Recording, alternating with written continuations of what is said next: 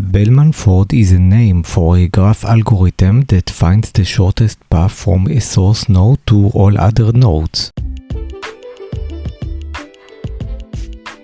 If you listen to our previous episode, we described the Dijkstra algorithm. Dijkstra is also a graph algorithm which finds the shortest path from a source node to all other nodes. So as we really like to find the shortest path from a source node into all other nodes, we have two algorithms for that and more, but we focused on the Dijkstra and the Bellman-Ford as they are the most frequently used.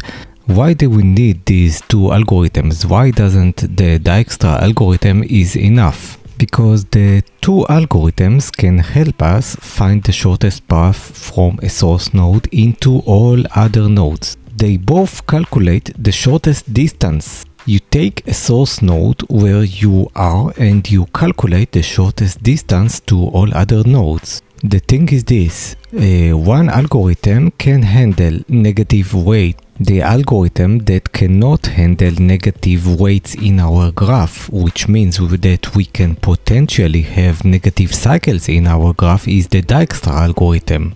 The Bellman-Ford, on the contrary, is an algorithm that can calculate the weight to all the sum of the weights to all nodes from a source node, and it can also handle cases where we have negative cycles in our graph. So the Dijkstra algorithm, you give it an input source node and you tell the Dijkstra algorithm, okay, this is my input source node, this is my input city, and I want you to calculate the distance to all other nodes. However, there is a caveat, as we said, because if Elon Musk comes with some magic and creates a black hole loop which makes one of the edges, one of the roads, have a negative weight, then in this case the Dijkstra algorithm will keep finding better and better paths from your source city to a destination one, because it would get stuck in a loop of negative cycles. So it would keep reducing, like if in the negative cycle we had -2, the Dijkstra algorithm would keep reducing -2 and -2 and -2 in an infinite way, so it would get stuck. The Bellman-Ford would not, and we would see how it handles such cases. This is where the Bellman-Ford algorithm comes into place. It's like the Dijkstra algorithm, only it knows to handle negative weights in edges very well.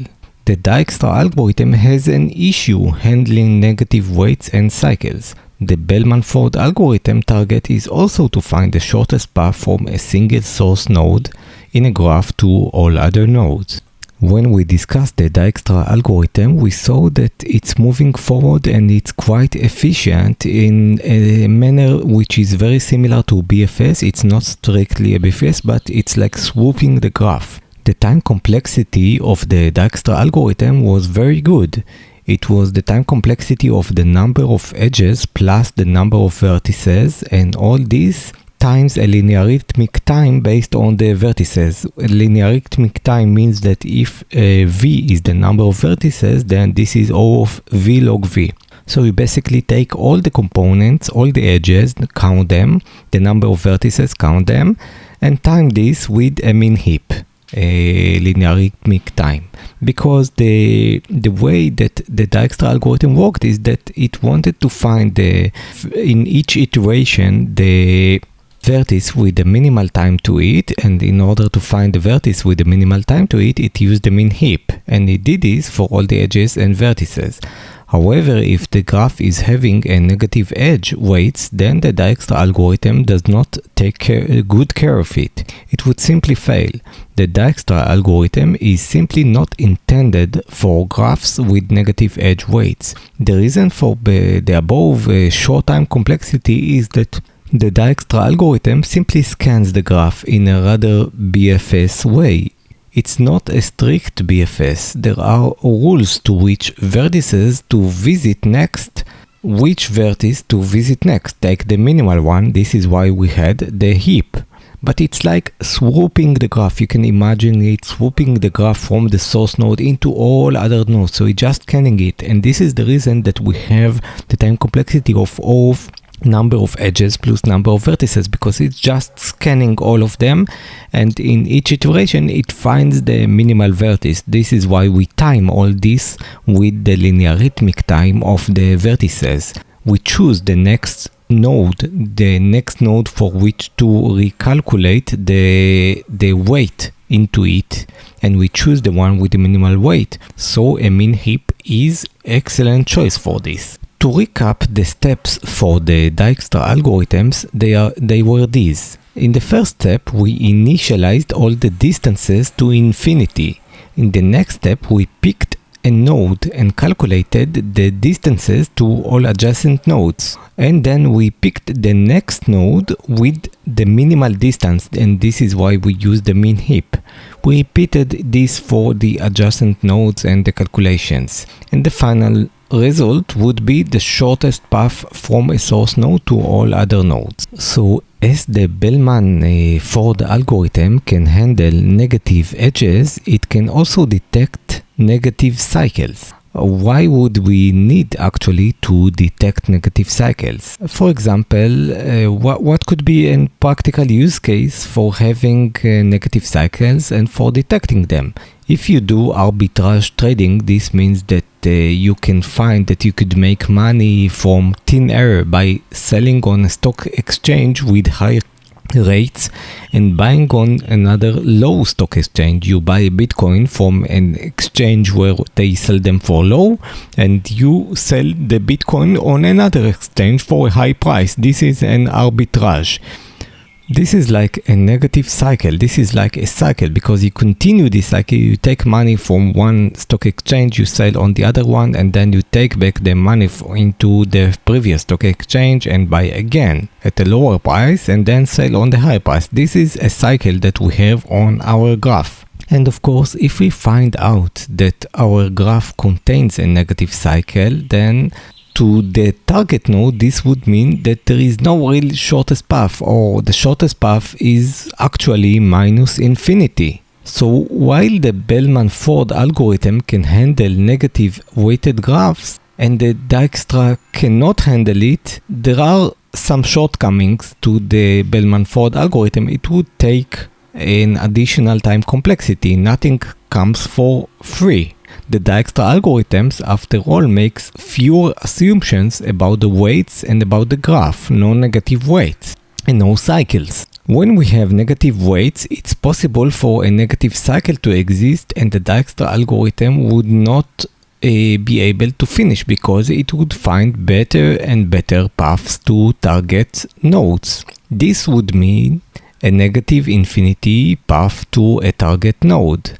Depending on our problem, a negative infinity shortest path could be a good thing. It could be a good thing, but it could be also a bad thing to have a negative shortest path. And before we get to the actual Bellman-Ford algorithm, let's recap again the terminology that we use in graph algorithms. So capital E is the edges. More specifically, we are interested in the number of edges when we calculate the time complexity. A directed graph is using an edges, and a directed edge is an edge which is going from a source node into a target node with some weight. Capital V is the vertices, or actually we're interested in the number of vertices. Capital S stands for start. This is the starting node that we calculate all the distances from. And capital D in the Bellman-Ford algorithm is an array of size V that tracks the best distances from S to each node. So because we have a V vertices, then the size of the array D would be V. The weight, the shortest path from S to each of the nodes. So we have E, which is the edges, a directed edge. Each direct edge that we have the vertices, we have the starting node, and we have D, which is the distance array from the source node into all other nodes. And the actual steps from the Bellman-Ford algorithm is that we go over the array D, which stores the distance the best distance from S to each node, and we initialize it to infinity because we don't know yet of any distance to each of the nodes. So we start with an infinity distance to each of the nodes. However, we do have a starting point, so we already know that the distance to the starting point from the starting point is 0. So we initialize the array D at the item S at the index S into 0. So the path from the starting node to itself is now the only path which is non-positive infinity. It is 0. And now we start reducing the weights of each of the edges. After all, this is what we came. We came to calculate the shortest path, and now the shortest path to all nodes except for the starting node is infinity. So we are going to do this in this way. For each edge, the order where you scan the edges does not matter. Just scan all the edges one after another. We take one edge, we check if this edge that we are looking at and have some weight make the target node weight lower.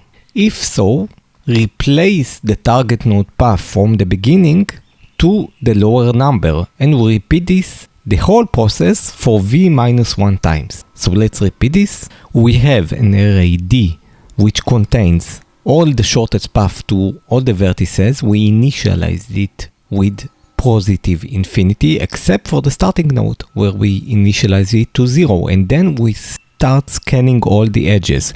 If an edge is starting at the start point, it's 0, and the edge weight is 2, then the target vertex now has a shortest path of size 2. So we reduced it from infinity into 2, and we continue scanning all the edges, and the order where we scan all the edges does not matter.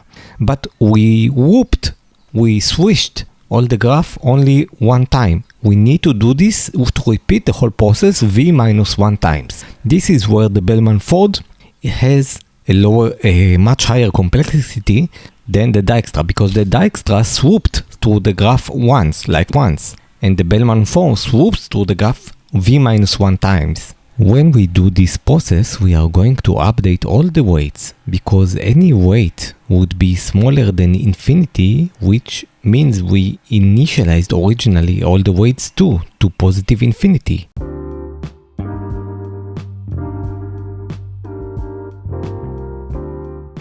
And now, how do we detect negative cycles? How does the Bellman fold handles negative cycles? The Dijkstra algorithm could come into an infinite loop, because it would keep finding that you have a better and better weight. But here we do not have any loop, because we scanned all the edges. We do not continue to reduce the weights. We scan all the edges, we reduce the weight. We do this v minus 1 times, and that's it. We run the algorithm. When the Bellman fold algorithm finishes scanning all the edges and updating v minus 1 time, we run all this process again.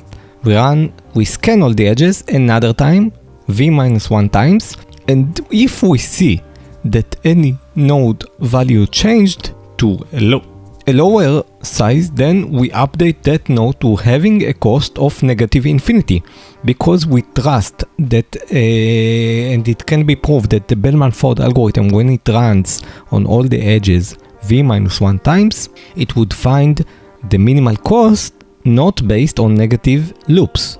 But if you have a negative loop and you run the whole algorithm another time, then some weights, some shortest path would change to a lower number, and then you deduce that we had here a negative cycle, and if we have a negative cycle, you set the weight of the shortest path into negative infinity. And this is how the Bellman fold handles negative infinity cycles.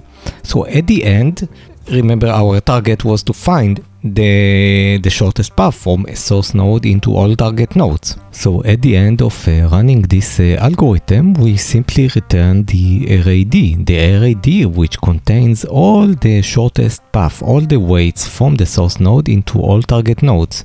And then if you want to know the shortest path from a starting node to any other node, you just find that node in the array in O of 1, and you return the distance into the user. And that was the Bellman fold algorithm. I hope you enjoyed this episode, and I will see you next time.